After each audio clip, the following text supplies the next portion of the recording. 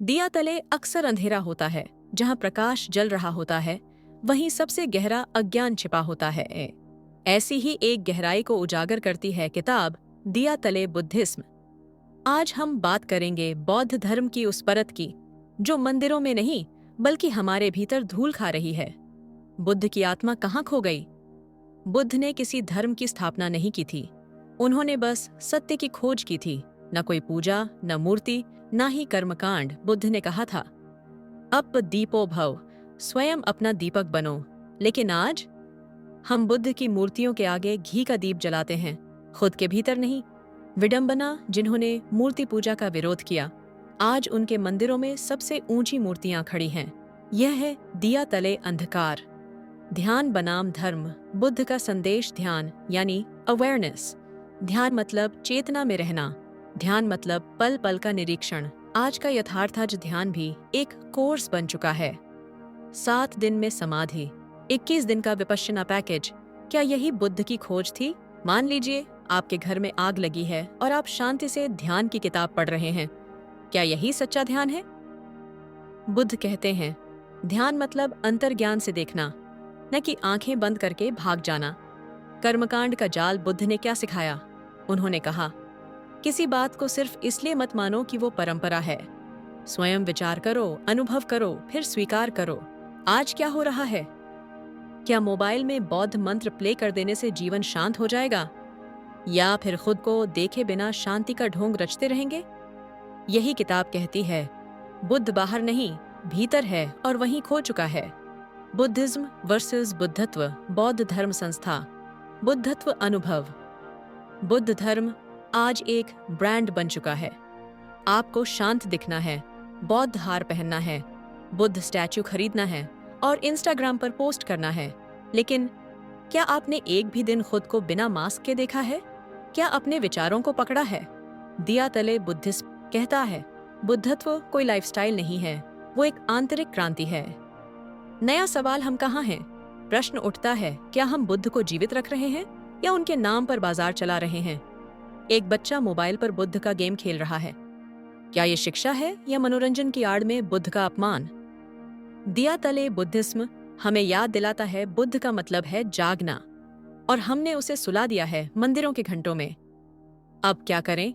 समाधान, मूर्ति से नहीं, मौन से जुड़ो। धर्म से नहीं, ध्यान से जुड़ो। किताब से नहीं, स्व अनुभव से जुड़ो। आह्वान, बुद्ध कोई भगवान नहीं थे, वो एक खोजकर्ता थे। अगर आप सच में बुद्ध के रास्ते पर चलना चाहते हैं तो बाहर की रोशनी छोड़कर भीतर की अंधेरी गुफाओं में उतरना पड़ेगा, क्योंकि दिया तले ही सबसे गहरा अंधेरा होता है। धर्म बनाम ढांचा। बौद्ध मंदिर या बाजार, धर्म या संस्था। बुद्ध ने कभी किसी संस्था की स्थापना नहीं की थी। उन्होंने ना कोई संगठन बनाया, ना अनुयायियों को कहा कि मेरे नाम पर कोई इज़्म शिर्क खड़ा करो। लेकिन आज क्या है? बौद्ध धर्म एक बड़ी संस्था बन चुका है। बौद्ध trusts, international temples, paid retreats और बुद्धिस्ट टूरिज्म। यह धर्म नहीं, एक ढांचा है। जिस तरह एक स्कूल का मकसद ज्ञान देना है, लेकिन जब स्कूल केवल फीस और फॉर्म तक सीमित रह जाए तो क्या वो ज्ञान का मंदिर रह जाता है? ठीक वैसे ही बुद्ध का रास्ता अब रजिस्ट्रेशन फॉर्म, टिकट और स्पेशल दर्शन तक सीमित हो गया है। ध्यान नहीं, प्रदर्शन। आजकल ध्यान भी दिखावे का हिस्सा बन गया है। इंस्टाग्राम पर बुद्ध के साथ pose, zen vibes, mindfulness challenge और लक्जरी विपासना। क्या ध्यान इतना महंगा हो सकता है? बुद्ध तो जंगलों में पेड़ों के नीचे ध्यान करते थे। आज हम उसे एसी हॉल में पैकेज बनाकर बेच रहे हैं। धर्म का बाजारीकरण। बुद्ध एक ब्रांड बन चुका है। एक होटल की लॉबी में बुद्ध की मूर्ति है जिसके सामने लोग शराब पीकर पार्टी में जाते हैं। क्या यह सम्मान है या साज सज्जा का मजाक? दिया तले बुद्धिज्म इस पाखंड पर गहरी चोट करता है। असली विद्रोह। क्या होगा असली विद्रोह? होगा मूर्तियों को तोड़ना नहीं, परंपराओं को झूठे आधार पर स्वीकारना बंद करना। असली क्रांति होगी सवाल पूछने की हिम्मत रखना, क्या मैं बुद्ध को समझा या सिर्फ उनके नाम पर चल रहा हूँ? आधुनिक क्रांति आत्मनिरीक्षण। हर बार जब आप कोई धार्मिक क्रिया करें तो पल भर रुककर पूछें, क्या बुद्ध भी ऐसा करते? धर्म तब तक जीवित है जब तक वो अहंकार को नष्ट करे। और जब धर्म खुद अहंकार बन जाए तो वहां मंदिर नहीं, बाजार बन जाता है। अध्याय का सार। बुद्ध को जानो, बुद्ध को बेचना बंद करो। निर्वाण का भ्रम। क्या हम सच्ची मुक्ति को समझ पाए हैं? अब तक हमने जाना कि कैसे बौद्ध धर्म एक ढांचा और बाजार बन चुका है। अब हम आगे बढ़ते हैं दिया तले बुद्धिज्म के सबसे गहरे और चुनौतीपूर्ण अध्याय की ओर। निर्वाण का भ्रम। क्या हम सच्ची मुक्ति को समझ पाए हैं? हम सब मुक्ति चाहते हैं, लेकिन क्या हमें मालूम है कि मुक्ति है क्या? निर्वाण, सच्ची मुक्ति या आध्यात्मिक भ्रम? बुद्ध ने निर्वाण को परिभाषित नहीं किया क्योंकि यह शब्दों से परे है, लेकिन हमने उसे भी सिस्टम बना दिया। कुछ लोग कहते हैं 7 जन्मों के बाद मिलता है, कुछ कहते हैं बिना वासना के ही मिलेगा, कुछ इसे मरने के बाद की स्थिति मानते हैं। अगर आप किसी चीज को भविष्य में टाल रहे हैं तो क्या वो मुक्ति है या नई कैद? मुक्ति पल में जीना। बुद्ध ने जो कहा वो जटिल नहीं था। जहां हो वहीं जागो। निर्वाण कोई मंजिल नहीं, एक स्थितिपरक चेतना है। मान लीजिए एक व्यक्ति गाड़ी चला रहा है और हर समय जीपीएस पर गंतव्य स्थल निर्वाण देख रहा है। वो रास्ते में क्या हो रहा है नहीं देखता। ऐसे में क्या वह कभी पहुंच पाएगा? निर्वाण मतलब जहां कुछ पाने की चाह नहीं बचती, न भविष्य का लोभ, न अतीत का बोझ। निर्वाण को भी हमने बना दिया है बंधन। जिस तरह कोई साधु कहता है, मैं सांसारिक सुख नहीं चाहता, मुझे बस निर्वाण चाहिए, वो भी एक इच्छा है। बुद्ध ने कहा, इच्छा ही दुख का मूल है, चाहे वो सांसारिक हो या आध्यात्मिक। इसीलिए अगर आप निर्वाण को भी पाना चाहते हैं तो आप अब भी चाहत के ही दायरे में हैं। मुक्ति क्या हो सकती है आज के जमाने में? मुक्ति खुद से मुलाकात। मुक्ति अपने मन को देखना, समझना और पहचानना बिना भागे। जब आप मोबाइल बंद करके खुद के विचारों को से चुपचाप सुनते हो, वो पहला कदम है मुक्ति की ओर। जब आप किसी बात से आहत नहीं होते और न ही उसकी वजह से दूसरों को आहत करते हैं, वहीं से शुरू होती है आंतरिक स्वतंत्रता। निर्वाण कोई सपना नहीं है, वो यही है जब आप पूरी तरह जागे हुए होते हैं, अपने विचारों, अपने मन, अपने झूठे चेहरों को देखकर भी उनसे परे उठ जाते हैं। मुक्ति किसी और लोक में नहीं, मुक्ति उसी पल है जब आप खुद के भ्रम से आजाद हो जाते हैं। दूसरा, बुद्ध कौन होगा? क्या आज की दुनिया में कोई बुद्ध पैदा हो सकता है? अगर हाँ, तो वो कौन होगा? अब हम दिया तले बुद्धिज्म के अगले और सबसे चुनौती भरे प्रश्न पर आए हैं। 2500 साल पहले एक बुद्ध उठ खड़ा हुआ था। क्या आज फिर से किसी बुद्ध की जरूरत है? और अगर हाँ, तो क्या वो कोई और होगा या आप? आज की दुनिया की स्थिति, आज हर इंसान दौड़ रहा है सोशल मीडिया लाइफस्टाइल की दिखावेबाजी और नफरत की राजनीति के बीच। बुद्ध के समय दुख व्यक्तिगत था, आज दुख वैश्विक है। युद्ध, प्रदूषण, मानसिक तनाव, आत्महत्या, डिप्रेशन, ये सब दर्शाते हैं कि सभ्यता आगे बढ़ी है, लेकिन चेतना पीछे छूट गई है। क्या बुद्ध लौटेंगे या भीतर से उभरेंगे? लोग पूछते हैं, बुद्ध फिर कब आएंगे? लेकिन क्या हमने खुद को तैयार किया है बुद्ध बनने के लिए? बुद्ध ने कहा था, हर कोई बुद्ध बन सकता है अगर वो अपने भीतर झांकने की हिम्मत रखे।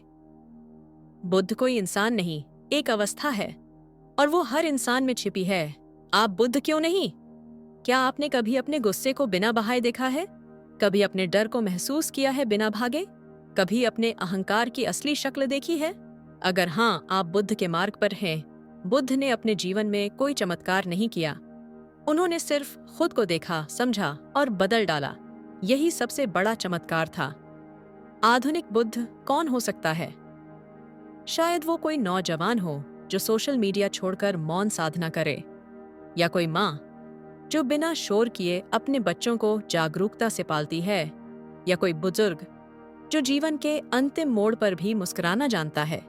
बुद्धत्व कोई खास वर्ग के लिए नहीं है, वो हर उस इंसान के लिए है जो भीतर से उठना चाहता है।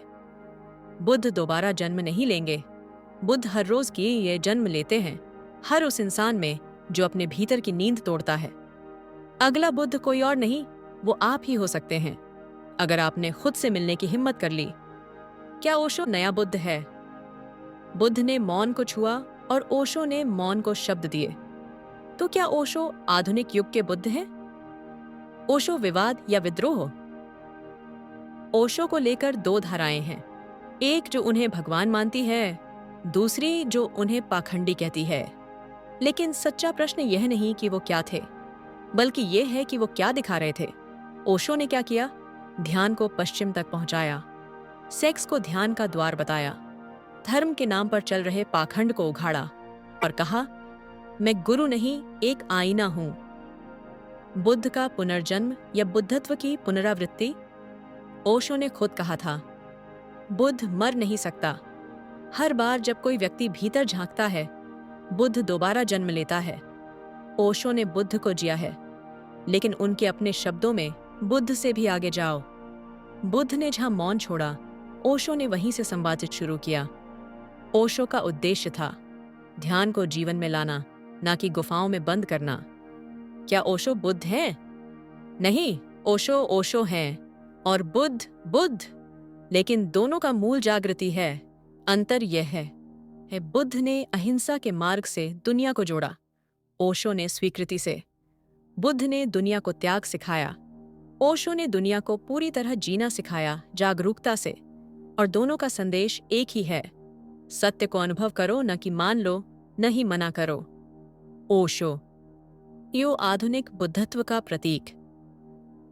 ओशो ने हमें सिखाया कि बुद्धत्व कोई मंदिर की चीज नहीं है। वो डांस फ्लोर पर भी हो सकता है और शहर की भीड़ में भी। ओशो के ध्यान विधियां, डायनामिक मेडिटेशन, कुंडलिनी, नाद ब्रह्म, ये सब वही जागृति लाते हैं जो बुद्ध के विपश्यना से आती है। ओशो ने कहा, मैं कोई धर्म नहीं दे रहा, मैं तुम्हें खुद तक पहुंचा रहा हूं। तो सवाल ये नहीं कि क्या ओशो बुद्ध हैं? सवाल ये है, क्या तुम अपने भीतर के बुद्ध को पहचानने को तैयार हो?